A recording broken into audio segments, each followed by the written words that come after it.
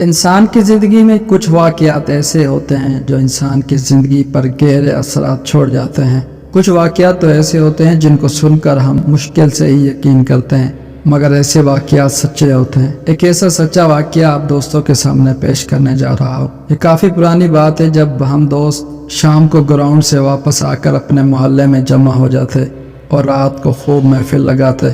ایک دن ہم رات کا کھانا کھا کر باہر نکلے تو دوستوں نے بولا، آج جمعرات ہے اور جن بھوت اور چڑیلوں کی رات ہے۔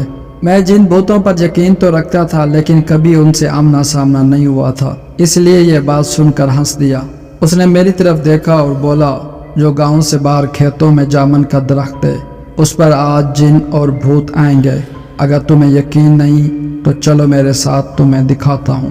ہم سب نے حامی بھر لی اور اس کے ساتھ چل دیے۔ ہمارا ایک دوست جس کا نام ندیم تھا، وہ اکثر رات کو کھیتوں میں گھومتا پھرتا تھا، اس لیے کچھ دوستوں نے اس پر یقین کر لیا، لیکن ہمیں یقین نہیں تھا۔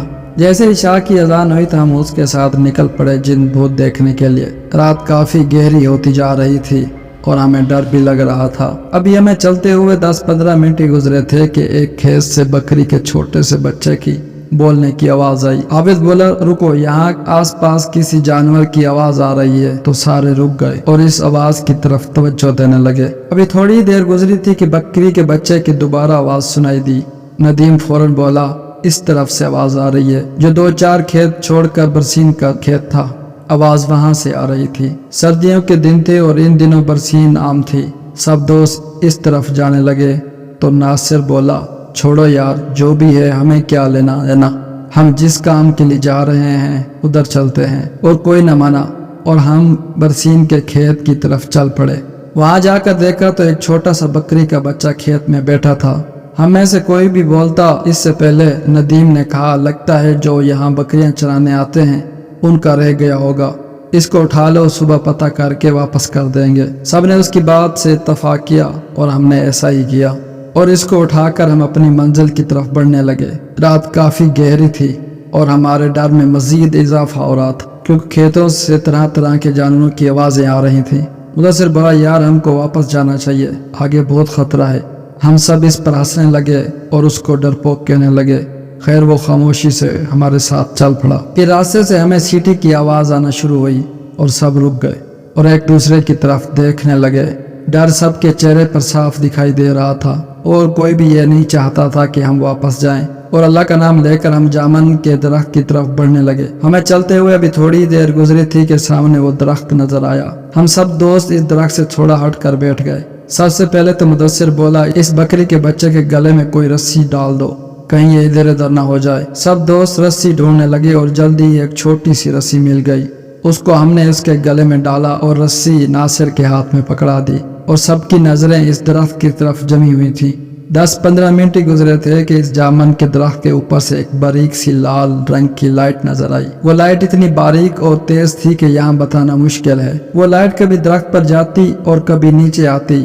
ہمارا خوف کے بارے برا حال تھا اور ساتھ ہی پراسرار آوازیں آنا شروع ہو گئیں۔ ہم سب نے اونچی آواز سے ورد پڑھنا شروع کر دیے۔ کچھ دوست تو وہاں سے بھاگنے کے لیے تیار تھے، ہمیں روک لیا۔ پھر سب نے محسوس کیا کہ لائٹ ہماری طرف بڑھ رہی تھی۔ جب سب نے یہ منظر دیکھا تو وہاں سے بھاگنے میں ہی بہتری سمجھی، اور اتنی سپیڈ سے ہم وہاں سے الٹے پاؤں دوڑے، اور ہمارے پیچھے اتنی خوفناک آوازیں بلند ہو رہی تھیں، بس یہی محسوس ہو رہا تھا جیسے وہ بالکل ہمارے پاس ہیں اور وہ کسی بھی لمحے ہمیں نقصان پہنچا سکتی ہیں۔ ہم نے ہمت نہ ہاری اور بھاگتے رہے اور ساتھ ساتھ ورد کرتے رہے، اور ہم نے واپس گاؤں میں ہی آ کر سانس لیا۔ جب ہم سب گاؤں کی حدود میں پہنچ گئے تو مدثر نے ناصر کی طرف دیکھا اور پوچھا، آپ کے پاس بکری کا بچہ تھا، وہ کہاں چھوڑ آئے ہو؟ اس نے ہاتھ کی طرف دیکھا تو اس کے ہاتھ میں صرف رسی تھی۔ جب وہاں سے واپس دوڑے تو وہ بکری کا بچہ وہاں ہمارے ساتھ نہیں تھا، صرف یہ رسی ہی تھی۔ کیا وہ سچ میں بکری کا بچہ تھا یا کوئی اور مخلوق تھی؟ سب دوستوں نے کہا، جو بھی تھا ہم صبح وہاں جا کر ضرور دیکھیں گے۔ جب صبح ہوئی تو کوئی بھی وہاں جانے کو تیار نہیں تھا سوائے ندیم اور مدثر کے۔ وہ دونوں کھیتوں میں اسی جگہ گئے جہاں وہ رات رکے ہوئے تھے۔ وہاں جا کر دیکھا تو بکری کا بچہ مرا ہوا تھا، جو جامن کے درخت کے بالکل قریب ہی پڑا تھا۔ اس کی صرف ہڈیاں ہی ہڈیاں نظر آ رہی تھیں۔ اس بکری کے بچے پر گوشت کا کوئی نام و نشان بھی نہیں تھا۔ वो दोनों समझ चुके थे कि रात को जो कुछ भी हुआ वो उनका वहम नहीं था। नदीम बोला, इस दरख्त पर वाकई कुछ था और इसके बाद वो वापस आ गए और फिर हमेशा के लिए रात को बाहर घूमने से तौबा कर ली।